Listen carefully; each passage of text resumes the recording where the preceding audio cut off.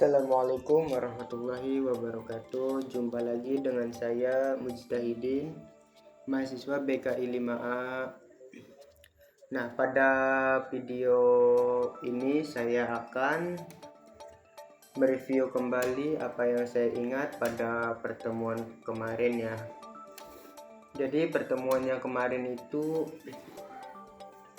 pemakalah kelompok 5 membahas tentang unsur-unsur skenario dalam film.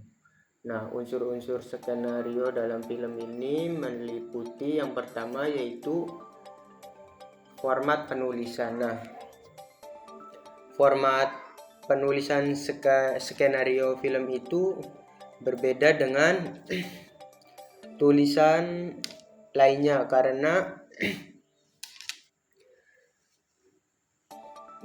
berkaitan dengan fungsi dari skenario itu sendiri. Nah, format penulisan skenario sebagai berikut. Jadi yang pertama itu yang harus diperhatikan yaitu margin. Nah, margin dalam format penulisan skenario antara lain meliputi batas atas, batas bawah, batas kanan. Nah, batas atas, batas bawah itu 1 inci ya. Batas kanan 1 inci. Terus batas kiri yaitu 1,5 inci. Nah, selanjutnya yang harus diperhatikan yaitu huruf. Nah, kebanyakan pada semua skenario film yang ada biasanya menggunakan huruf atau font Kurir 12 pt.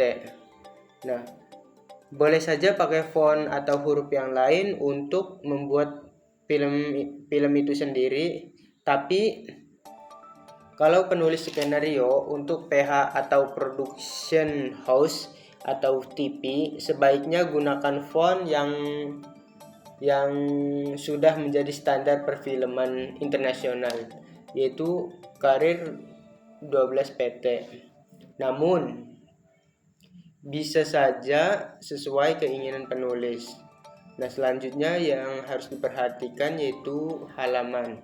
Nah, untuk FTP yang 70 menit bisa 60 sampai 65 halaman dan untuk film 90 menit bisa 70 sampai 80 halaman. Nah, selanjutnya yang harus diperhatikan yaitu spasi. Spasi tiap elemen pada skenario yaitu yang pertama antara elemen scene, heading, deskripsi, dan nama tokoh 2 spasi.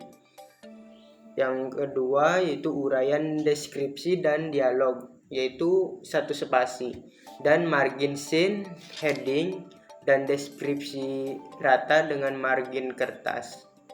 Nah, selanjutnya yaitu membahas tentang logika bahasa. Logika merupakan salah satu teknik untuk meneliti suatu penalaran. Nah, penalaran itu merupakan suatu bentuk pemikiran. Nah, penalaran adalah suatu proses berpikir dengan menghubungkan data atau fakta sampai pada suatu kesimpulan. Nah, bentuk pemikiran yang dituangkan dengan bahasa yaitu tentu mengandung penalaran yang dapat ditelusuri melalui logika. Nah, selanjutnya yaitu membahas tentang rasionalisasi data. Nah, menurut Kamus Besar Bahasa Indonesia yakni pemikiran dan pertimbangan yang logis. Nah, menurut pemikiran yang sehat cocok dengan akal, pemikiran rasional mempunyai arti cara berpikir menggunakan penalaran berdasarkan data yang tersedia untuk mencari kebenaran faktual, keuntungan, dan tingkat kepentingan. Nah, rasionalisasi data dalam film dokumenter adalah proses menggabungkan,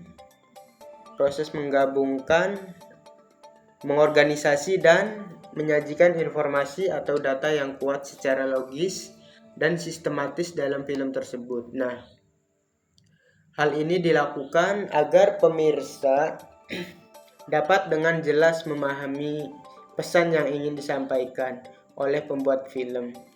Nah, dan data tersebut dapat mendukung narasi atau argumen yang disampaikan dalam dokumenter tersebut. Nah, selanjutnya yaitu wawancara. Nah, wawancara dapat dikatakan sebagai percakapan antara dua atau lebih orang atau interviewer dan interview, di mana pewawancara mengajukan pertanyaan untuk memperoleh informasi. Nah, selanjutnya yaitu membahas studi pustaka.